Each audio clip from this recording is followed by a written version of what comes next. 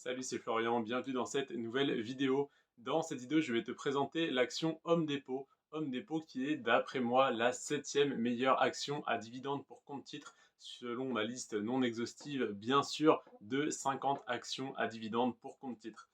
Home Depot verse un rendement de 2,5% sur son dividende. C'est un rendement qui est relativement faible, je te l'accorde, mais tu vas comprendre plus tard, enfin très rapidement d'ailleurs, dans les minutes qui viennent, pourquoi cette action m'intéresse autant. 2,5% de rendement versé depuis 35 ans sans interruption, pas la moindre coupure, que ce soit en 2000, que ce soit en 2008, en 2021 ou autre, enfin, en 2020 plutôt, le Covid. En tout cas, voilà, l'action a résisté à toutes ces crises qui n'impactent pas vraiment son activité parce que Home Depot, c'est l'équivalent de Leroy Merlin aux États-Unis. Donc, pas de problème à ce niveau-là. 35 ans que le dividende est versé sans interruption, 19 ans qu'il n'a pas diminué et surtout 19 ans qu'il ne fait que d'augmenter à un rythme très intéressant de 20% par an en moyenne.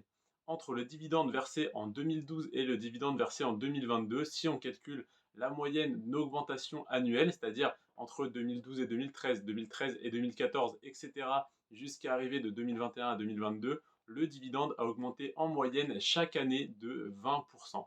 20% d'augmentation sur un an, c'est énorme et surtout quand c'est maintenu sur 10 années d'affilée, c'est d'autant plus impressionnant. Avec les intérêts composés, évidemment, ça fait une augmentation tout à fait hallucinante du dividende sur 10 ans. Et c'est en partie ce qui justifie la très forte croissance du cours de l'action qui est à 414% sur les 10 dernières années. Donc en 10 ans, l'action a fait plus 414%. Autrement dit, pour 100 euros investis il y a 10 ans sur cette entreprise, tu aurais aujourd'hui non pas 100 euros mais 514 euros, soit tes 100 euros investis plus les 414% de croissance, ce qui est énorme déjà, tu aurais fait x5 sur ton investissement sans compter les dividendes. Et en plus de ça, si tu comptes les dividendes, tu obtiens un chiffre bien plus élevé, évidemment. Donc, 414% de croissance du cours de l'action sur les 10 dernières années. La capitalisation de Home Depot s'élève à 299 milliards d'euros ou de dollars, comme on est à peu près à la parité, c'est à peu près égal, hein, 299 milliards d'euros ou de dollars. Donc c'est une énorme capitalisation, hein, évidemment. Et le PER est de 29, donc l'action est surévaluée, mais surévaluée de manière juste, j'ai envie de dire, parce que même si tu l'achètes aujourd'hui alors qu'elle est surévaluée, s'il y avait un crack, une correction du marché boursier, eh bien elle serait d'autant plus intéressante à l'achat parce que le rendement sur le dividende serait plus intéressant. Et si tu l'achètes aujourd'hui et qu'il n'y a pas de crack, eh ben, tu as simplement un rendement sur le dividende qui est déjà plutôt intéressant à 2,5%, surtout à la vitesse à laquelle il augmente. Eh bien, tu peux estimer que dans 5 ans, tu seras à un rendement de plus de 5% sur ton dividende. Donc ça devient rapidement très intéressant. Et surtout, si le cours ne baisse pas et que ça ne te permet donc pas de l'acheter moins cher, eh bien, si tu as des actions et que le cours ne baisse pas et continue d'augmenter, tu seras en plus de ça en plus-value latente. Donc, dans tous les cas, ça ne peut être que bénéfique. C'est pour ça que les actions à dividendes m'intéressent autant. Donc voilà, peu importe ce qui se passe, ça pourrait être intéressant pour toi. Ma stratégie sur cette action, comme sur toutes les autres actions à dividendes pour compte titre, ma stratégie est un peu différente sur PEA, mais sur compte titre, en tout cas, c'est du DCA pur et simple. Autrement dit, j'investis tous les mois la même somme sur les mêmes actions, peu importe si certaines ont baissé et d'autres ont augmenté. J'investis la même somme sur chacune et je laisse le temps faire son travail. Donc Home Depot, 2,5% de rendement sur le dividende. 35 années de versement de dividendes consécutives, 19 années que le dividende n'a pas diminué, autrement dit depuis 2002. Pourcentage d'augmentation du dividende annualisé sur 10 ans, 20%. 20% d'augmentation du dividende chaque année en moyenne, c'est énorme.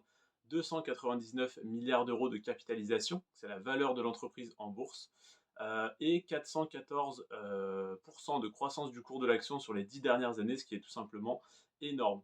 Et donc un PER de 29, étant donné la croissance qu'on a eue qui est très importante et qui est un petit peu supérieure à l'augmentation des bénéfices de l'entreprise, on a un PER qui augmente un petit peu, qui est à 29. Donc en tout cas, tous les indicateurs sont au vert, à part le PER qui est un petit peu haut, mais ce PER, il reflète en fait comment dire, l'avis, l'appétence des investisseurs concernant cette action. Donc si le PER est haut, c'est que les investisseurs ont une très forte confiance en cette action. C'est donc plus ou moins une bonne nouvelle. Voilà, ça confirme entre guillemets ce que je te dis, que l'action est très intéressante, que elle est très prometteuse étant donné l'augmentation très rapide de son dividende. Donc le PER de 29 est totalement justifié et ça ne m'inquiète pas du tout.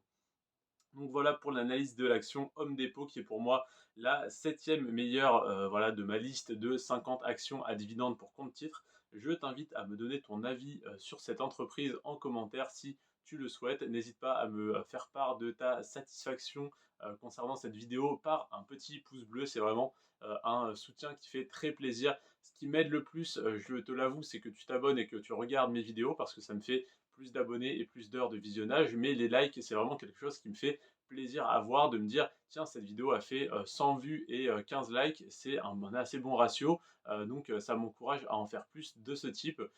Donc voilà, n'hésite pas à manifester ton contentement par un like ou ton mécontentement par un dislike qu'on ne voit plus malheureusement. On ne peut plus voir quelles vidéos plaisent ou plaisent moins. En tout cas, enfin moi je peux le voir, mais toi tu ne peux pas voir les dislikes. Donc voilà, c'est un petit peu dommage je trouve. Mais bon, c'est parce qu'apparemment il y a trop de haine sur YouTube. Alors j'en vois pas sur cette chaîne YouTube, à part quelques commentaires un petit peu agressifs, mais bon, c'est pas bien méchant. Donc n'hésite pas à liker ou à disliker cette vidéo comme tu le souhaites.